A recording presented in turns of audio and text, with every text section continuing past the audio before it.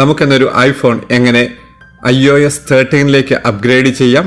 നമ്മുടെ ഇന്നത്തെ video sponsor ചെയ്തിരിക്കുന്നത് EnglishIn4Weeks.com ആണ്. വാട്സപ്പ് വഴി ഇംഗ്ലീഷ് ഇൻ 4 വീക്സിലൂടെ 4 ആഴ്ച കൊണ്ട് ഇംഗ്ലീഷ് പഠിക്കാനായിട്ട് സാധിക്കും.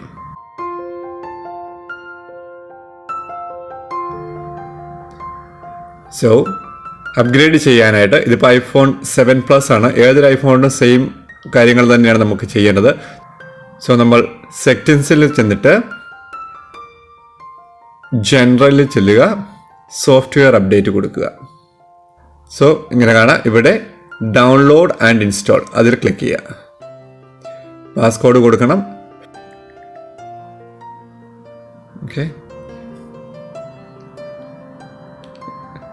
ടേംസ് ആൻഡ് കണ്ടീഷൻസ് ഒക്കെ നമ്മൾ ഡെഫിനറ്റ്ലി എഗ്രി ചെയ്തേ പറ്റുള്ളൂ. എഗ്രി ചെയ്യുക. ഒരു കുറച്ച് സമയം എടുക്കും ഇതൊന്ന് ഡൗൺലോഡ് ചെയ്ത് ഇൻസ്റ്റാൾ ആവാൻ, പക്ഷെ ഒത്തിരി സമയം എടുക്കില്ല. സോ ഇത് ഡൗൺലോഡ് ആകുന്ന നേരം കൊണ്ട് നമ്മുടെ സ്പോൺസറുടെ ഡീറ്റെയിൽസ് പറയാം. EnglishIn4Weeks.com 4 ആഴ്ച കൊണ്ട് വാട്സപ്പ് വഴി ഇംഗ്ലീഷ് പഠിപ്പിക്കുന്ന ഒരു പ്രോഗ്രാമാണ്. 4 വിധത്തിലുള്ള കോഴ്സുകളാണ് സൈറ്റിൽ അവൈലബിൾ ആയിട്ട് നമുക്ക് കാണാനായിട്ട് സാധിക്കും.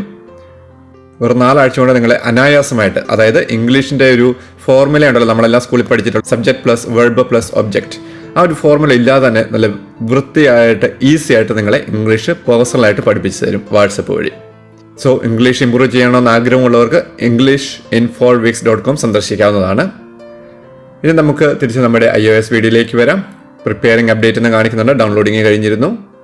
അത് ഇൻസ്റ്റാൾ ആകുന്ന നേരം കൊണ്ട് നമുക്ക് ലേൺ മോർ നോക്കാം. പുതിയ ഫീച്ചേഴ്സും കാര്യങ്ങളും എല്ലാം അതിൻ്റെ അത് മെൻഷൻ ചെയ്തിട്ടുണ്ട്. ഏറ്റവും അട്രാക്റ്റീവ് ആയിട്ടുള്ളൊരു കാര്യമാണ് ഡാർക്ക് മോഡ്. അതെന്താണെന്നുള്ളത് ഇൻസ്റ്റാൾ ചെയ്തതിന് ശേഷം നമുക്ക് നോക്കാം. അതുപോലെ ക്യാമറയിലും ഫോട്ടോസിലും കൂടുതൽ അപ്ഡേഷൻസ് വന്നിട്ടുണ്ട്. കൂടുതൽ വെബ്സൈറ്റും കാര്യങ്ങളിലും എല്ലാം യൂസ് ചെയ്യാനായിട്ട് ആപ്പിൾ ID യൂസ് ചെയ്യുന്ന കാര്യങ്ങളെല്ലാം മെൻഷൻ ചെയ്തിട്ടുണ്ട്. മാപ്പിൽ ചേഞ്ചസ് വന്നിട്ടുണ്ട്. റിമൈൻഡേഴ്സിൽ ചേഞ്ചസ് വന്നിട്ടുണ്ട്. സിറിയിൽ ചേഞ്ചസ് വന്നിട്ടുണ്ട്.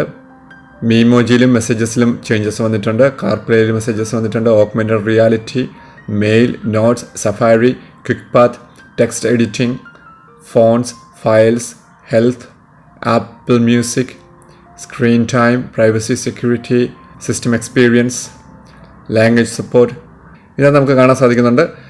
Support for all 22 official Indian languages with addition of 15 new keyboard languages. 22 Indian languages supporting ആണ്. 15 കീബോർഡിൽ തന്നെ നമുക്ക് കാണാനായിട്ട് സാധിക്കും. അതിനകത്ത് മലയാളം ഉണ്ടോ നോക്കട്ടെ. മലയാളം യെസ്.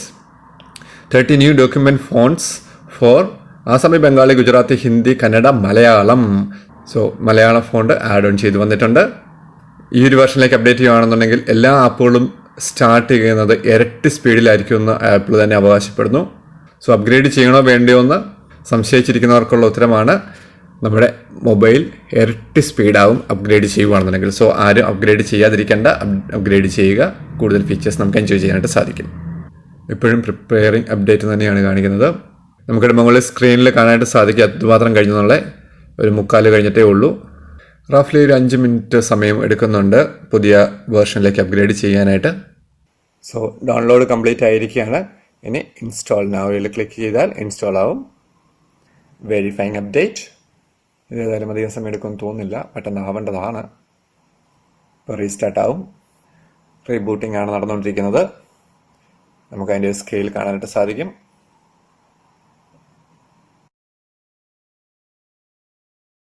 അപ്ഡേറ്റ് കംപ്ലീറ്റ് ആയിരിക്കുകയാണ്. ഒരു ഫ്യൂ സ്റ്റെപ്സും കൂടെ ഉണ്ട് കംപ്ലീറ്റ് ചെയ്യാമെന്നാണ് ഇവർ പറയുന്നത്. നമുക്ക് നോക്കാം. വാലറ്റും കാര്യങ്ങളൊക്കെ വേണ്ടാത്തൊരു സ്കിപ്പ് ചെയ്ത് വിടാം.